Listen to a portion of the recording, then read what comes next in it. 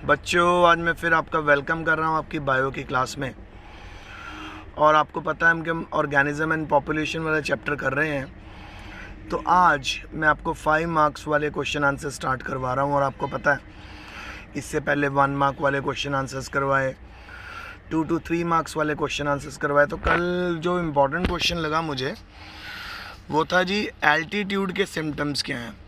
यानी जब आप हाइट के ऊपर जाते हो, पहाड़ों में जाते हो, जैसे जैसे आप ऊपर जाते हो आप में कौन कौन से सिम्टम्स आने लग जाते हैं। एक तो बेटा नौजिया होने लग जाता है, दिल कच्चा होने लग जाता है, फटीग आ जाता है, हार्ट पैल्पिटेशंस, वॉमिटिंग। और ये होती क्यों है?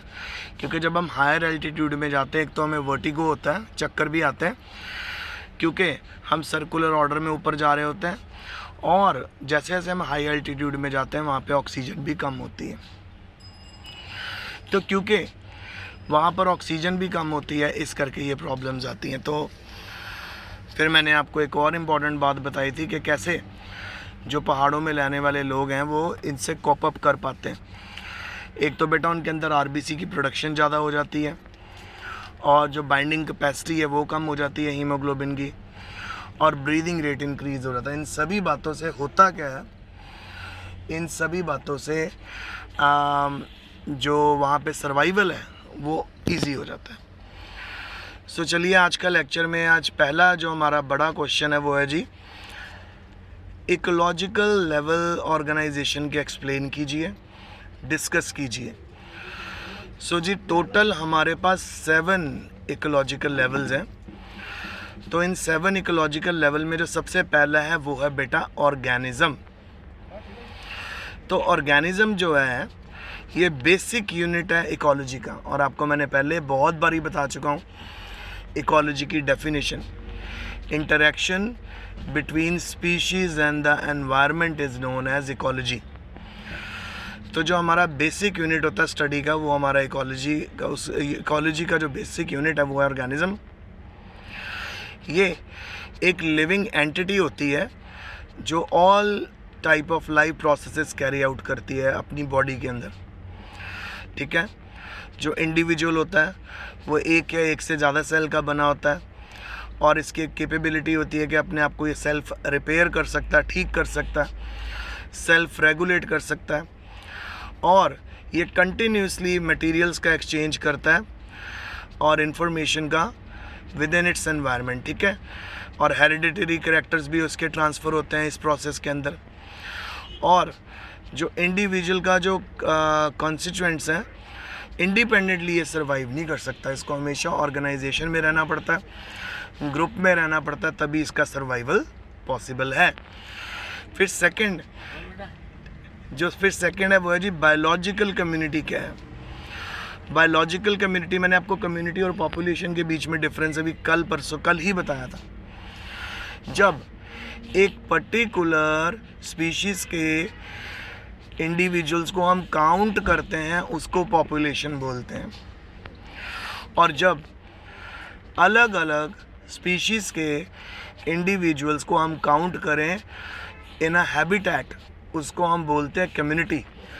तो कम्युनिटी के अंदर लार्ज नंबर ऑफ स्पीशीज़ और उनकी पॉपुलेशन आती है, ठीक है। सो बायोलॉजिकल कम्युनिटी के बारे में पढ़ते हैं। इसमें हम ढेर सारी पॉपुलेशन को स्टडी करते हैं अलग अलग स्पीशीज़ की, चाहे प्लांट हो, चाहे एनिमल हो, चाहे बैक्टीरिया हो, चाहे फंगस हो, जो एक पर्टिकुलर एरिया में रहते हैं और आपस में इंटरेक्ट करते हैं। और जो आपस में इंटरेक्ट करते हैं अलग अलग तरह के इंटरेक्शन है। एक होता है जी कंपटीशन तब होता है जब इनके बीच में जो इनका फूड है वो सेम हो जाता है, ठीक है जी। जो ज़्यादा स्ट्रांग होता है, जो ज़्यादा फिट होता है वो ऑर्गेनिज्म compete कर लेता है और वो अपना पेट भर लेता है, दूसरा भूखा रह जाता है। फिर प्रीडेशन, मैंने आपको बताया प्रीडेशन के अंदर क्या होता है, एक हमारा ऑर्गेनिज्म जो होता है वो होस्ट होता है, दूसरा ऑर्गेनिज्म होता है हमारा गेस्ट।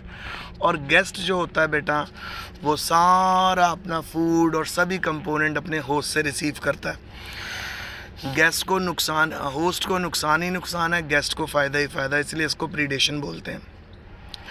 फिर म्यूचुअलिज्म, जिसमें दोनों स्पीशीज़ को फ़ायदा होता है, ठीक है। तो सिंपल अगर मैं आपको बोलूँ कि भी एक बायोलॉजिकल कम्युनिटी डिस्कस करो एक पार्क की। सो पार्क में जितने लिविंग ऑर्गेनिज्म हैं उनकी पॉपुलेशन जब आप स्टडी कर लोगे, काउंट कर लोगे, उनकी इंटरेक्शन स्टडी कर लोगे, उसको हम बोलेंगे biological community. So biological community में हम एक से ज़्यादा ऑर्गेनिजम्स की पॉपुलेशन काउंट करते हैं और उनकी इंटरेक्शन को स्टडी भी करते हैं। फिर आ गया बेटा नेक्स्ट हमारा नंबर 3 पे। अच्छा अभी पहले इसी को पढ़ लेते हैं आगे। तो it is assemblage of population of different species, ठीक है, ये मैंने आपको बता दिया, और इनकी इंटरेक्शंस। हर बायोटिक कम्युनिटी जो होती है उसकी स्पेसिफिक कंपोजिशन और स्ट्रक्चर होता है। जैसे पॉन्ड कम्युनिटी में आपको फिशेस भी मिलेंगी, आपको एम्फीबियंस भी मिलेंगे, फ्रॉग मिलेगा, आपको अलग अलग तरह के प्लांट्स मिलेंगे आपको फुली सबमर्ज्ड प्लांट वो प्लांट होते हैं जो पूरे के पूरे पानी के अंदर डूबे हुए होते हैं। और फिर आपको मिलेंगे semi submerged plant, partially submerged plant, ये सभी मिलके आपकी पॉन्ड कम्युनिटी बनाएंगे। फिर आ गया जी हमारा तीसरे नंबर पे इकोसिस्टम। इकोसिस्टम जो है ना बेटा, ये नेचर का सेगमेंट है, नेचर का एक पार्ट है, और इसके अंदर बायोलॉजिकल कम्युनिटी भी आती है, फिजिकल एनवायरनमेंट भी आती है, और उनके बीच की इंटरेक्शन और उनके बीच exchange of material as well as exchange of energy.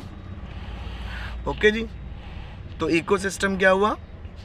Nature का वो सेगमेंट हुआ जो बायोलॉजिकल कम्युनिटी और फिजिकल एनवायरनमेंट के बीच के इंटरेक्शंस को एक्सप्लेन करता है, ठीक है, और एक्सचेंजिंग मटेरियल को भी एक्सप्लेन करता है और उनकी एनर्जीज को भी एक्सप्लेन करता है।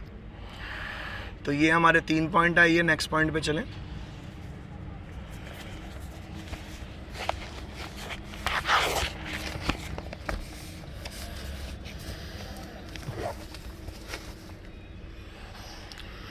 सो बच्चों नेक्स्ट है जी पॉपुलेशन। जब हम किसी स्पीशीज़ के सिमिलर इंडिविजुअल्स को काउंट करते हैं, उनको ग्रुप में लेकर आते हैं एक पर्टिकुलर ज्योग्राफिकल एरिया और स्पेस में, उसको पॉपुलेशन बोलते हैं। अलग अलग तरह की पॉपुलेशन सेम ऑर्गेनिजम्स की अलग अलग ज्योग्राफिकल एरिया में आपको देखने को मिलेंगी, और इनको हम लोकल पॉपुलेशन बोलते हैं और डैमीज भी बोलते हैं। फिर उसके बाद आ गया बेटा 5th हमारा बायोस्फीयर। जितने बायोम्स हैं, जैसे aquatic system of the world, ये सभी मिलके बनाते हैं बायोस्फीयर। सारे all the biome and aquatic system of the world makes biosphere. सारे biomes and aquatic system of the world make biosphere. फिर आ गया बच्चों लैंडस्केप। लैंडस्केप होता है, ये यूनिट होता है लैंड का, और ये हम आसानी से डिस्टिंग्विश कर सकते हैं by natural boundaries and having patches of different ecosystem. ठीक है, तो लैंडस्केप को कैसे आप डिस्टिंग्विश कर सकते हो? इसके अराउंड नेचुरल बाउंड्री प्रेजेंट होती है। और फिर लास्ट में आ गया बेटा हमारा बायोम। बायोम होता है एक large regional unit delimit by specific climatic zones, ठीक है, having particular major vegetation zone and its associated fauna. So आपको बहुत पहले से वर्ड सिखाया जा रहा है फ्लोरा एंड फोना। फ्लोरा होता है सारी वेजिटेशन और फोना होते हैं सारे एनिमल। तो बायोम क्या हुआ? एक लार्ज यूनिट हुआ, ठीक है, जिसके अंदर स्पेसिफिक क्लाइमेट्स आपको मिलेंगे और वहाँ पे मेजर वेजिटेशन मिलेंगे, एनिमल्स मिलेंगे और आपको प्लांट मिलेंगे। नेक्स्ट क्वेश्चन अब हम चलते हैं। नेक्स्ट क्वेश्चन है बेटा, आपको कुछ डेफिनेशंस देनी है। Mimicry, ectotherm, endotherm, acclimatization.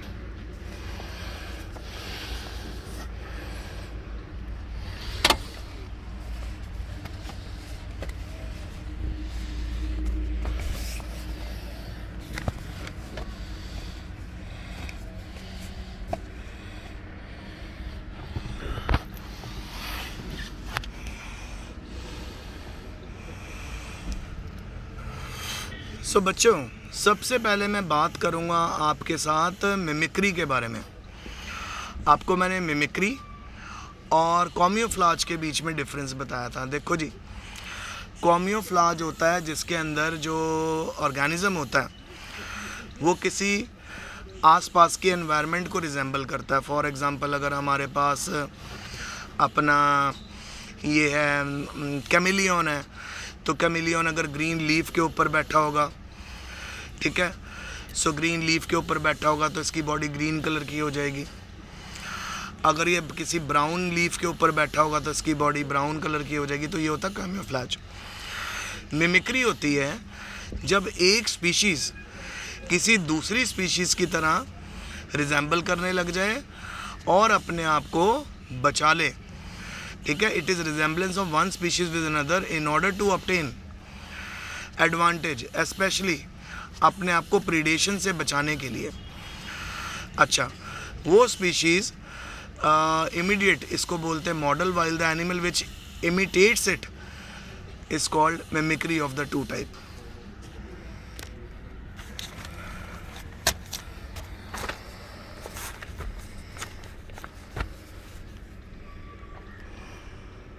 सो मैं आपको बताता हूँ कि एग्जाम्पल देखो, अब इसमें आपको दो तरह की मिमिक्री नज़र आ रही हैं। एक मिमिक्री है बेटा बैटिसियन मिमिक्री।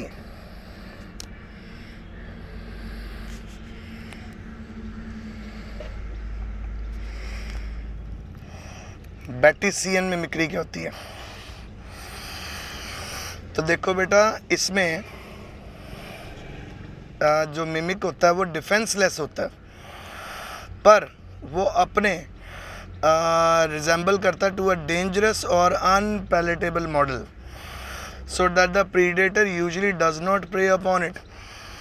सो यानी जो इसके अंदर जो एनिमल है जो मिमिक्री करेगा वो डिफेंसलेस है, ठीक है, यानी वो अपना डिफेंस नहीं कर सकता, उसके पास कोई ऐसी चीज़ नहीं है जो इसको प्रीडेटर से बचा सके, पर वो एक ऐसे एनिमल की कॉपी करता है जिससे उसका प्रीडेटर डर जाता है।